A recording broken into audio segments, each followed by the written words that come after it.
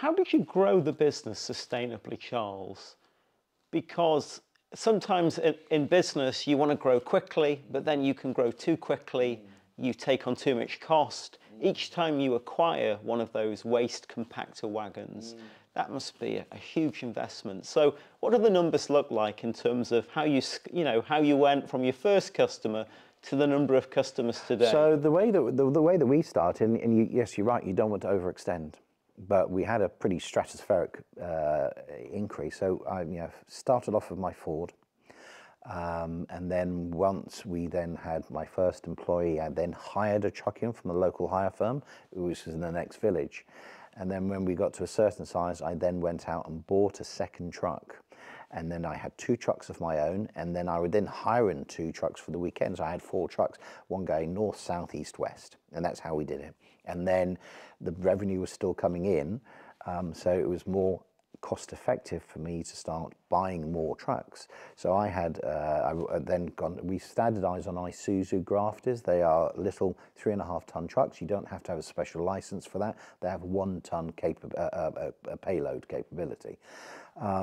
And we had a relationship, and we started a relationship with Isuzu, with the local Isuzu dealership, and they're called SW Commercials, and they have been very, very good.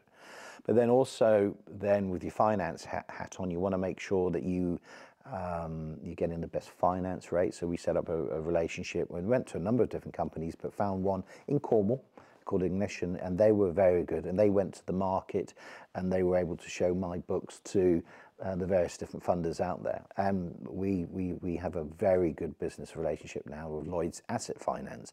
And they knew how we were doing because they had access to the fact that I bank with Lloyd's. So they could see, I wasn't trying to pull the wool over their eyes, and they could see the revenues coming in, and they were all more than happy to offer me funding at very competitive rates. Operationally, I was having problems of how I could get rid of my rubbish on a Saturday afternoon because all the trade tips were shut. But our raison d'etre, our reason to be, was that we were saying to our clients, we will collect your rubbish on changeover day. So on a Saturday afternoon, when a lot of people are doing changeover, I couldn't get rid of the rubbish. So I'd walked my dogs on the beach, I'd gone to the local pub, had a couple of pints of cider, and walked home. I then had a phone call from a friend and said, "Oh, have you seen this auction?" And being as a bit of Dutch courage, I then got onto the auction site and saw that they were auctioning off second-hand dust carts from their ex-council. And I had a couple more pints of cider, so I'm getting well oiled, and a bit of bravado sort of kicks in, and I'm auctioning, and I didn't quite realise at the time, but I'd actually had 3 separate bids in for 3 24-ton dust carts, and that would have crippled me if all 3 bids had come through. But luckily, I got outbid on 2, and then I got the winning bid on one of the trucks, and that is how I got into HGVs. And that was a baptism of fire. I didn't know anything about HGVs and everything you need to do. If you want to operate an HGV, you have to have something called an operator's license. If you have an operator's license, you have to have a transport manager. Transport manager, you also, if you have HGVs, you've got to have HGV drivers.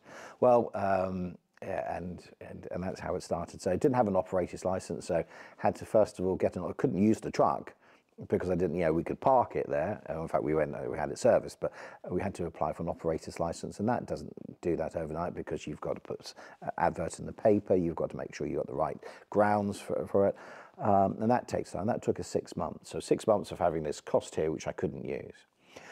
Transport manager. Didn't have a transport manager, so I had to hire one in, and then I did my transport manager's course, and that took X amount of period of time. Didn't have an HGV license, so one of the guys had an HGV license, but you have to have something called a DCPC, which is a driver's certificate of professional competence. His is expired, so before I could let him drive my HGV, I then had to pay for him to do his DCPC course, which is 35 hours of learning and covering all the bits and pieces that you need to learn whilst driving an HGV. I then took an HGV course, crash course. Well, that's probably crash course is the wrong phrase to use, but I did it in 4 days. And passed, I hasten to add, with no crashes. But that was a baptism of fire. And getting HGVs is not a cheap business. It's a very, very costly business. But what worked for me and what made it different to all the competition was that I was able to continue collecting rubbish on a Saturday afternoon when they couldn't, because their trucks were full. My trucks were full, but then they'd go and meet my big truck, which we affectionately call Gobbler. Gobbler, my first HGV, and she was and is a mobile storage device. So we actually, the Gobbler goes around the main arterial routes of Cornwall on a Friday afternoon and a Saturday afternoon. My little trucks go meet Gobbler, we move the rubbish from the little truck to the big truck, and then the big truck then goes on to the next truck. That allows my little trucks to then go back out and collect more rubbish. So I was increasing my efficiency and increasing the potential revenue that I could get the trucks to generate each day, because I was enabling them to be out more for longer. So a bit like a hub and spoke system, Very almost. much so, but a movable hub. A movable hub. So actually, by looking at the nuts and bolts of your operation in a slightly different way, you found a way to sort of... Thinking outside the box. Absolutely. At the time, I was just going to have them coming back to the yard, and then they could unload into Gobbler, and then they'd go back out again. Didn't think about, oh, of course, I could move Gobbler. So Gobbler being the mobile storage device, that was the bit, the light bulb moment that really stole a march on the competition, and the competition you're only beginning to pick up now.